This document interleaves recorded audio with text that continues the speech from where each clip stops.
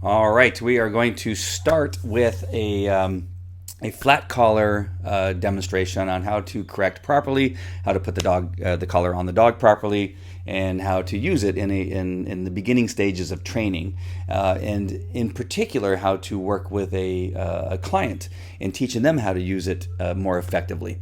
And I'm kind of sad because I just shot this video just a second ago and I didn't have the sound turned on, so it was all for naught. But I was so excited because I got so much in there, so hopefully I can repeat all the stuff. I have my outline here which discusses things, but I had to add to it because there were so many things that came out of the video that I'm about to show you that I want you really to keep notes. You may have to watch this again because there's so many nuggets here in this one little section that it'll actually help you understand why putting together a dog training program is so difficult, because there's so many nuances and so many little things that are so key to success that it really is hard to catch them all on paper and then to translate them from an outline, because there's so many little tiny things that you need to be aware of as a dog trainer and when you're working with a human being that you need to see and be aware of. So I'm going to attempt to do that. So first of all, with a flat collar, I truly believe that every dog can be trained with a flat collar, that you don't necessarily need a choke chain or a pinch collar, right? You don't need to pass that necessarily on to your clients. And from time to time, I'll bring it up and talk about it. But sometimes it's just not going to be possible with certain humans that you have, whether it's a woman or a man that doesn't have timing, that doesn't care really as much as you do, that has no interest in being a dog trainer. They just want their dog to stop pulling on the leash and to try to get them to do something like with a click and treat or with a flat collar is just not going to happen. But they love the dog, and the difficulty that we have in our world is with shelter dogs and rescue dogs is the last thing we want this dog to do that otherwise has a happy home, that because they can't take it for a walk, it goes into a shelter and never gets rescued. It's not something we want. We want to see what we can do. If we can do it humanely and in a way that makes both human and dog happy, that we want to do that. So, but the flat collar aspect, I think, is important for every trainer to be able to do some demo or to show somebody with their dog that their dog isn't mean and nasty, that truly is not giving them the finger, that their dog may be just confused as to what it is they expect, because all of its life, when it acts aggressive, they pet the dog and tell the dog that that's what I want, or they pick the dog up and all that kind of stuff. And so the dog simply is confused. The aggression that you're seeing is not something the dog necessarily was born with necessarily. In some cases, actually was created by the humans that the dog is living with. And so we may need to use some of the tools that we would not use, that we would never consider using, because if we used it, it wouldn't make any sense, because we can do things without having to go to a choke chain or a pinch collar or an electronic collar. So let's go to the video here, and I'm going to go ahead and start playing it. And what happens here is I'm bringing Xander out, and again, I've talked about this with Xander, that he is an aggressive dog towards humans and towards other dogs. He is very strong and sometimes aloof in how he sees things in the environment, that he's very quick to say squirrel and look around and all that kind of stuff. And so having his brain is not the easiest thing for him, because he's so busy with the environment, which you're going to see on this video a little bit, but you're going to see it more in some of the other videos when we get to the choke chain and the pinch collar. But the most important thing with a flat collar is it needs to be put on correctly. It needs to be fitted correctly. You can see that this is a 3/4 inch width collar. It's not too fat. If you go too fat, that's actually an agitation collar, which creates aggression. You don't want it too fat, and you don't want it too thin, because that'll cause the dog to cough and be really, really uncomfortable. So it has to be the right size. So this 3/4 inch for this dog is perfect. I put it on in a manner that makes sure that it stays up high, right underneath the dog's chin there. Let's see if I can find it again. Right there. So you can see it's right underneath the dog's chin. Right there. Do you see right where the black stops underneath his chin, and right behind his ears? That's where your sweet spot is for any collar that needs to be worn by a dog. That's where it needs to be. It should not be down on the dog's shoulders or the lower part of his neck.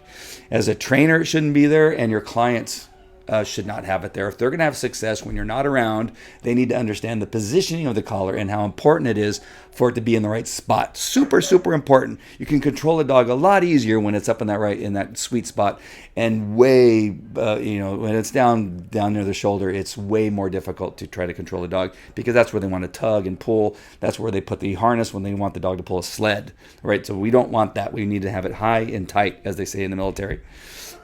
All right, so you see a big yawn there. The dog is beginning already the process of thinking. It's knowing it's going to have to be obedient here. The next thing what I want you to do is I want you to see when I begin my walk, I always begin with my left foot, because in our training, as you'll find out later on, that the left foot means heel and the right foot means stay. So the dog stops and sits. I pat him on the head, let him know he's in the right spot. The right leg for the dog is in line with my left leg. For you as a trainer, you need to be truly consistent. I can see all the hesitation. Look at that. So watch this hesitation that I have. As I'm looking down, I see the dog's not paying attention. So is it fair at this stage in training, if I'm training a dog in the beginning, if I want him to understand what it is that I'm doing and to pay attention to me, in some cases I need to make sure the dog is aware of what is going to happen. A philosophy with some trainers is to go straight into the correction, right? If you're correcting, but the dog doesn't know why he's being corrected, is it really effective? Not necessarily.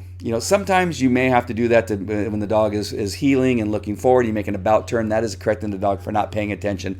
But in the early stages, if we want to make sure the dog can see what is happening so the dog can have a clear understanding, sometimes you do want that dog's attention. So as I look down, you see me looking down at the dog and seeing that he's not paying attention. And I was going to make an about turn there, but I stopped myself because I see that the dog is not paying attention, and I wait. As the dog turns his head, I begin walking forward, and now the dog is much better equipped to pay attention. I left with my left foot, and that should mean heel. You can see I'm not talking to the dog. I come to a stop, that means sit. Stopping means sit. Here I come to a stop, and now the dog sits a little bit better. He's close to being too wide, but I gave him that one because he's at least facing the same direction, and he tried to be correct. That was a great about turn on his part. He's paying attention. He's now starting to fidget like a little child. He's biting the leash and just trying to figure out something to do. I come to a stop. I give the dog the opportunity to sit. Sorry about that.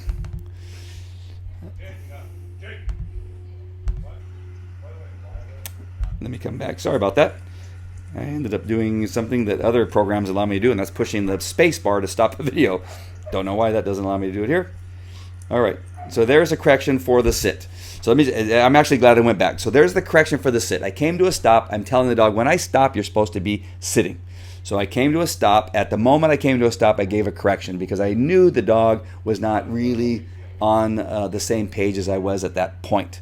So I come to a stop. I correct for the sit. The dog realizes that, he's trying to tell me something. When he stops, I think I'm supposed to be sitting. I'm pretty sure. So did you see that? So I come to a stop, give a correction. Now watch when I stop this next time. I move forward, I come to a stop, I don't correct. I allow the dog to understand what it means to be correct, right?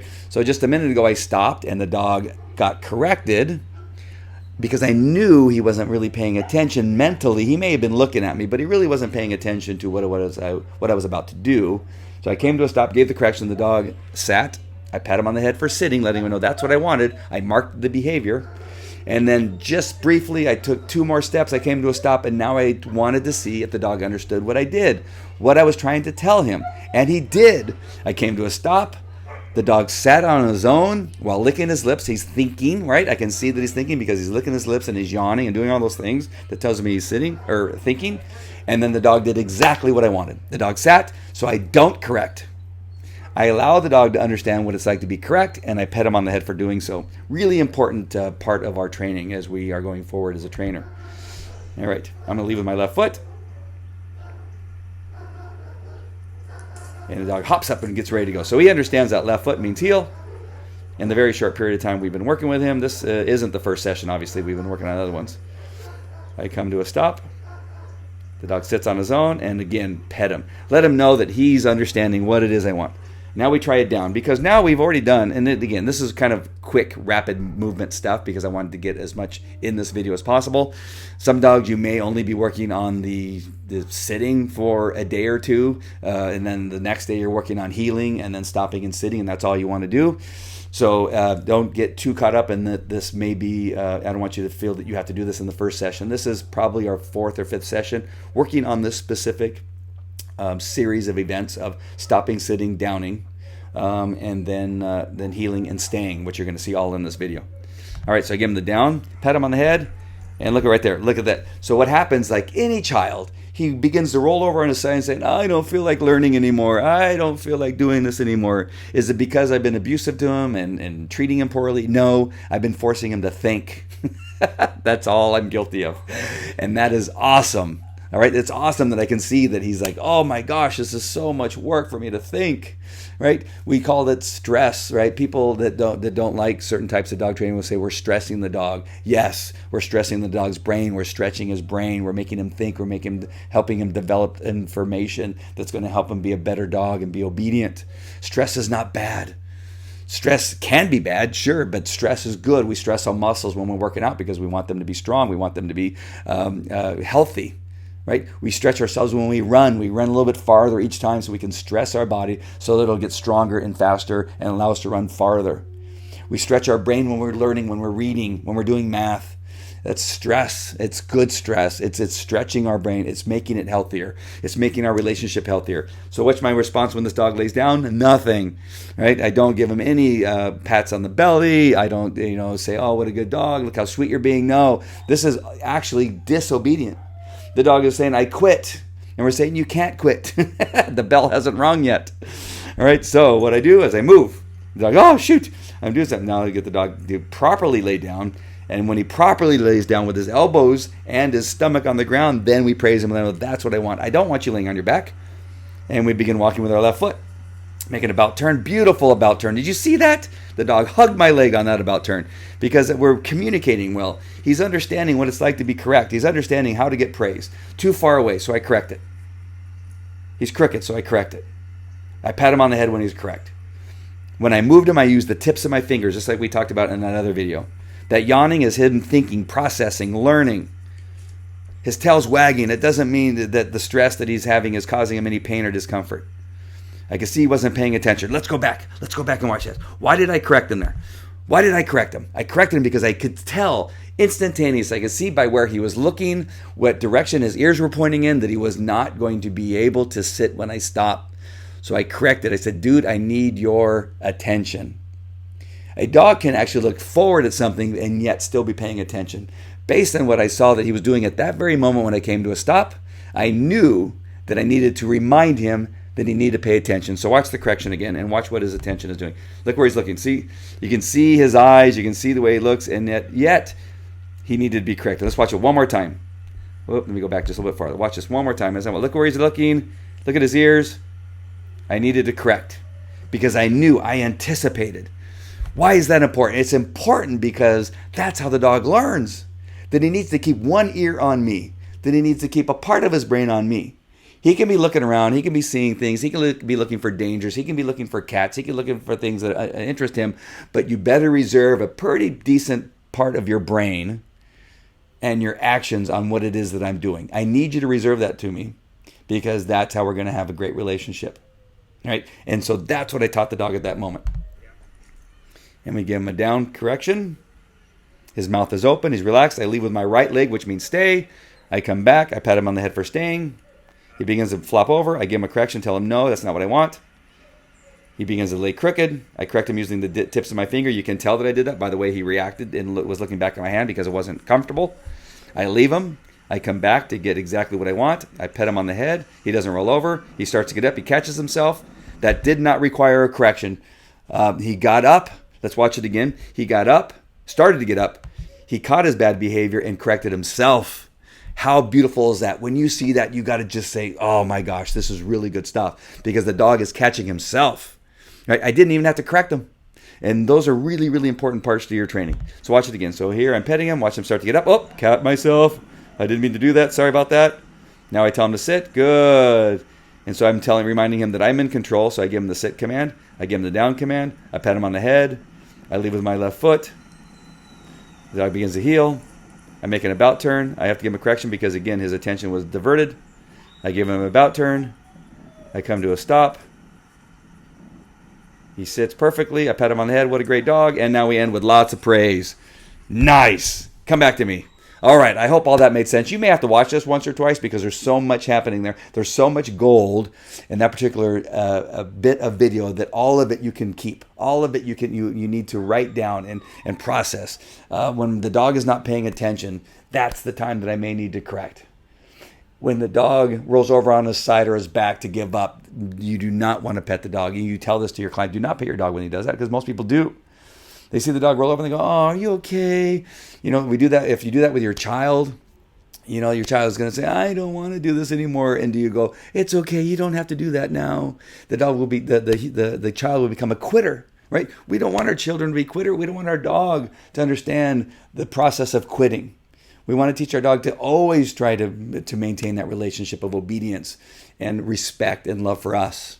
And we do it through encouragement. We don't always do it through correction. When we allow the dog the process to figure out what it is that we want by actively trying to be correct, and when he is, we pet him on the head. That is showing the dog that we appreciate the effort. We appreciate that you did whatever it took to be correct, and you responded well. Good job, and we pat him on the head. All right, the balance of correction and obedience with the praise and the environment and what's going on is so ever changing as things are going on. You'll see in the next videos that we begin to have people walking around and ducks flying in and all kinds of stuff. There are actually a lot of that is happening off camera on the other side of the camera, and you can't see. And you're going to see the dog's distraction and distractibility. So what I want you to do, and I hope this wasn't too convoluted. I'll watch it again just to see, but I just really hate to not keep all of those little training points in there because they're all important. And they're going to be different with each dog and different with each human being that you're working with. But keep your eyes open for them, point them out to your human being, point them out to your dog, and you're going to be far more successful. All right, I'm going to see you on the next video regarding using a choke chain, and it's going to be a very similar routine.